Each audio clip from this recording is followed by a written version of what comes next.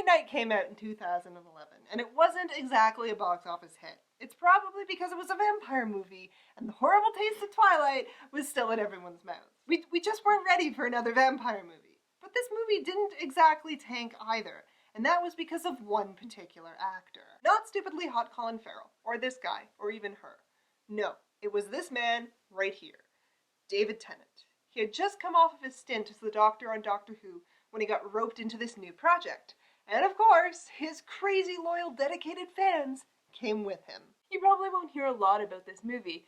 It came, it went, and only the hardcore Tenant fans are really going to remember it, which is a shame because a lot happened. This vampire moved in, borrowed a 6-pack of Bud, ate a stripper, and then blew up our house because we wouldn't invite him inside. So yeah, without further ado, Fright Night. Our movie is set in Las Vegas, Nevada during the housing crisis. With people losing their houses every day and skipping town in the evening, it's a little bit of a ghost town. But something bigger is seriously wrong. We meet our hero Charlie. He's in high school, has a good relationship with his mother, and a girlfriend he's still not quite sure how he got. Unfortunately, fitting in with the cool kids comes with some dick friends who like to assert their asshole masculinity. Seriously? A mochaccino? Alright, man, you can't ride with the girls anymore. Maybe if you rode with the girls, they'd fix your eyebrows. Jesus. Oh look, I found we're Dylan one when he's not dating Haley. Holy crap, man, how did you get that? The male posturing in this movie is insane. And they're all doing it. Charlie, Beavis and Butthead here, our vampire friend, and even David Tennant, who we will get to, but more on that later. Back to the horribly cliche peacocking. Don't you have some sluts to go fuck? Actually, yeah, I do. I highly doubt that. So we meet Ed, Charlie's old friend who got tossed out when he updated his image. Ed has noticed that their friend Adam, this guy right here, remember, has gone missing. Edward wants Charlie to go with him to check out Adam's house. When Charlie is a dick about it, he blackmails him with his geeky past. I'm gonna go tell your pals how well we really know each other? The Lego contests, the Farscape conventions, the costumes. Please stop. Charlie agrees but quickly forgets. He goes home and runs into his mother flirting with a new man. A manly man. A man who makes all other men look like toddlers. Jerry the vampire. He does construction on the strip, walks around in wife beaters and gardens. Grr, he's a real man. Look as he intimidates other men with his macho-ness. So, I'd invite you guys inside, but it's a mess. But when he hints at wanting an invitation to continue the conversation, Mama decides she can do better. Love her! God, why did you blow him off? What, a guy that good looking still single? Bad bet, he is a player. Looks like having some self-respect has gotten her out of a vampire attack. Boom! Because, obviously, he's a vampire. I know the movie hasn't said it yet, but come on! He's a vampire! Charlie finally remembers that he had something to do. No big deal, his friend was just missing and everything, but he gets there to find Ed very prepared. He then informs Charlie. That guy, your neighbor? Yeah, he's a vampire, man. My neighbor. Yeah. Next door. Yeah. Jerry, I just met him. Okay, Jerry. That is a terrible vampire name. Jerry? But of course, the house looks fine now. I really want to know how he got the bloodstains out. And while Ed left his proof of a vampire in residence at home, he is totally convincing. Feels stupid, it's a cardboard cutout. Not. But honestly, I don't see how Ed could have expected Charlie to believe him. I mean, I would be completely worried if I tried to convince somebody of something completely insane and they were just like, oh yeah, no problem, right off the bat. Oh my god, you're never gonna believe it. Aliens have been using our toilets to spy on us for years and now they are poised for an attack. Dude, already dealt with. I taped all of the toilets shut. And by the way, you should totally meet my new BFF Bigfoot. He's like hilarious and he loves Star Wars and he says Chewie is his cousin. Like, how wild is that? But Charlie is completely uncool about it. He has a serious case of chinibio and he comes across as a giant dick. Dude, Adam's gone and you act like you don't give a shit. What the fuck happened to you? We were inseparable. Yeah, well, you know when my life started to get better? When I stopped being friends with you. And because Charlie didn't believe him, Ed gets turned into a vampire by none other than Jerry. It's very hard to find Jerry scary when he plays with his food all the time. That looked like it hurt. Bye-bye, Ed! We're gonna miss your witty one-liners. But when Ed doesn't show up for school the next day, Charlie finally realizes that something is up and finds the proof on Ed's computer.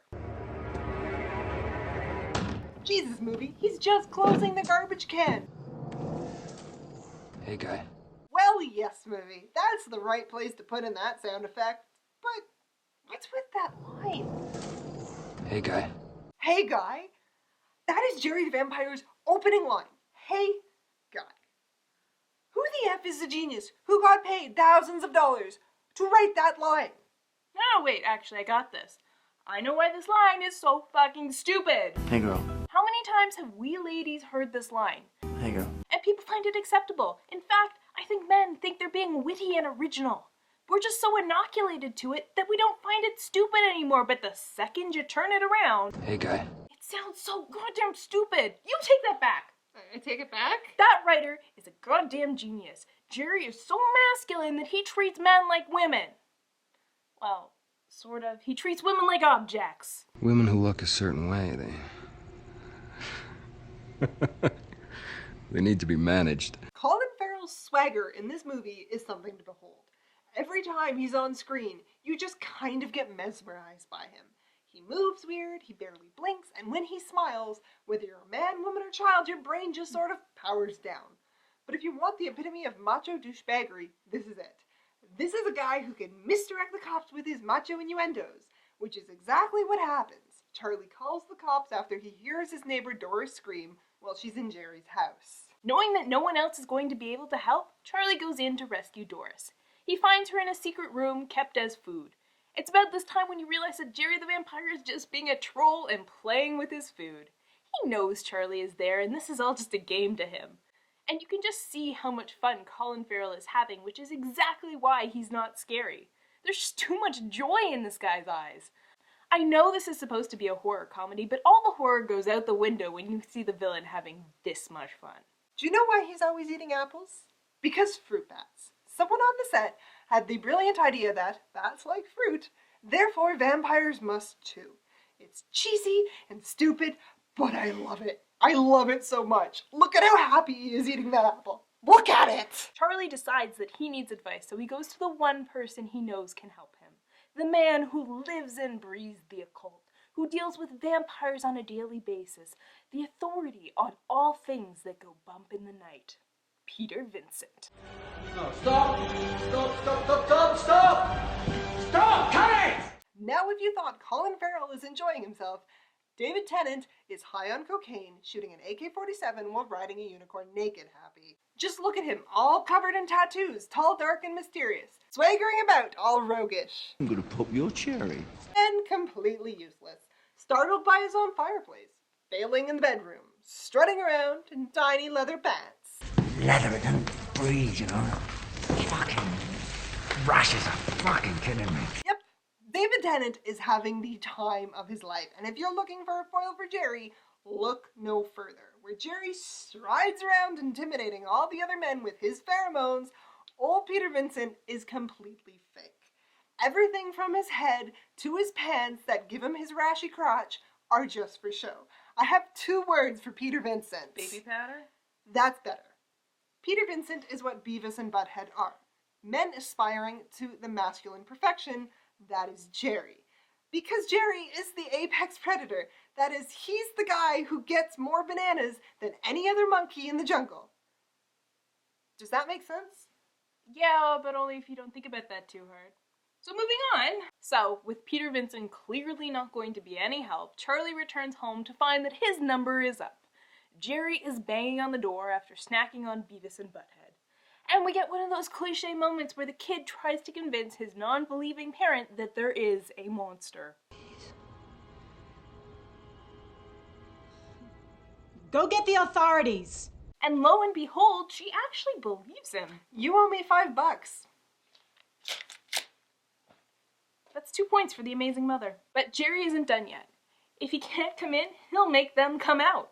He marches into their backyard. What the fuck is he doing in my yard? Oh, now she starts to believe him. Not the lawn!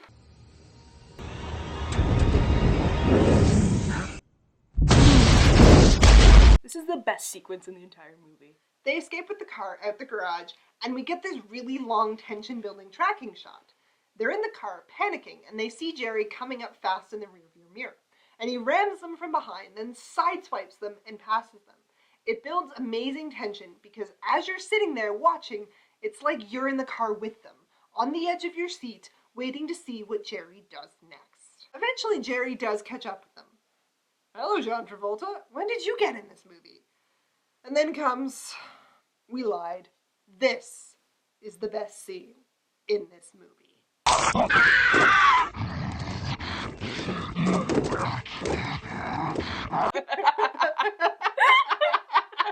There's product placement, and then there is product placement.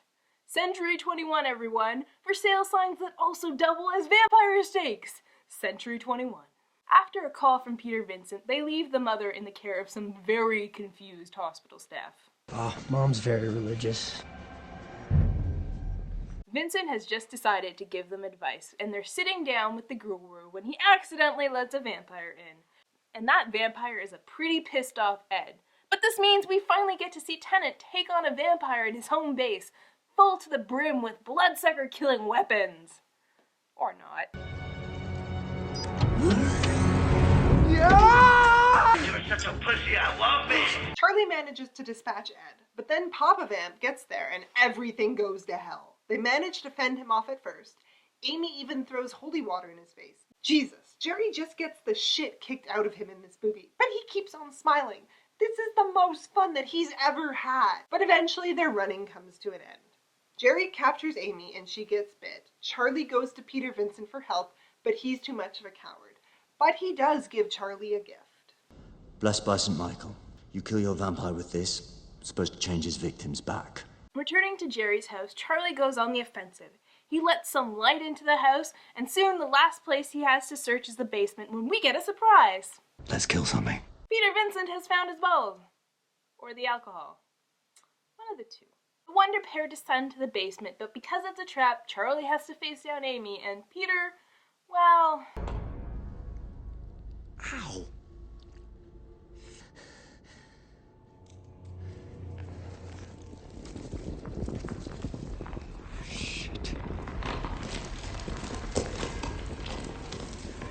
Turns out that Jerry wasn't randomly attacking people. He was making himself a family. Aww, the family that feeds together stays together. What were you thinking, Charlie?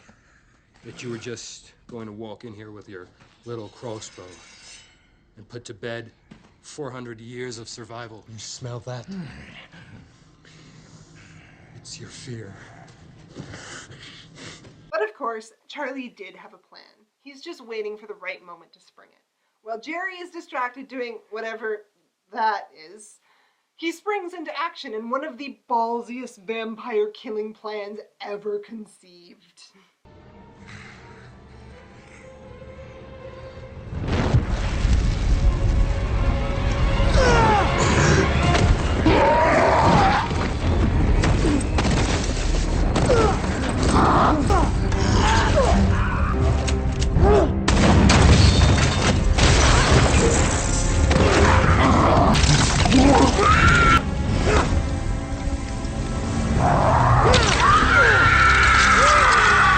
If that isn't one of the craziest vampire deaths you've ever seen, tie me up and feed me to the Kraken. Not only did Charlie tie himself to a vampire, then set himself and said vampire on fire, he then proceeded to throw the vampire into the sunlight and then stake him through the heart.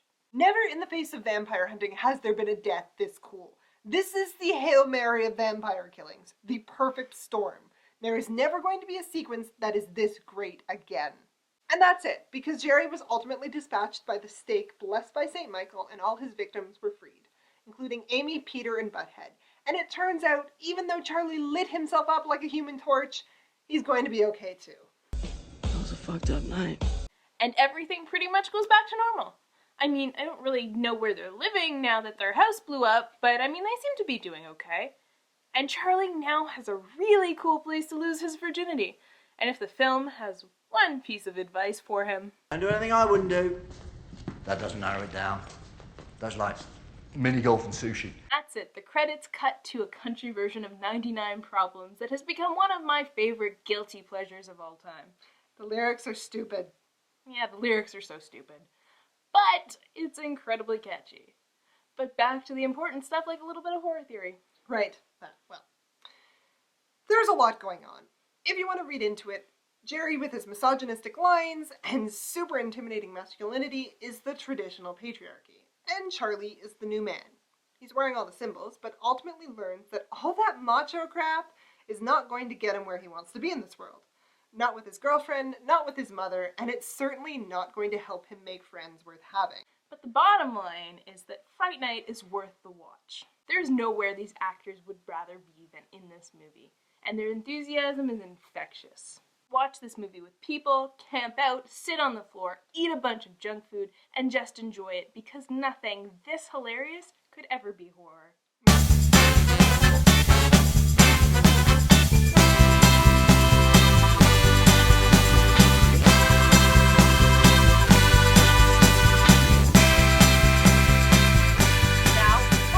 Farrell was enjoying himself.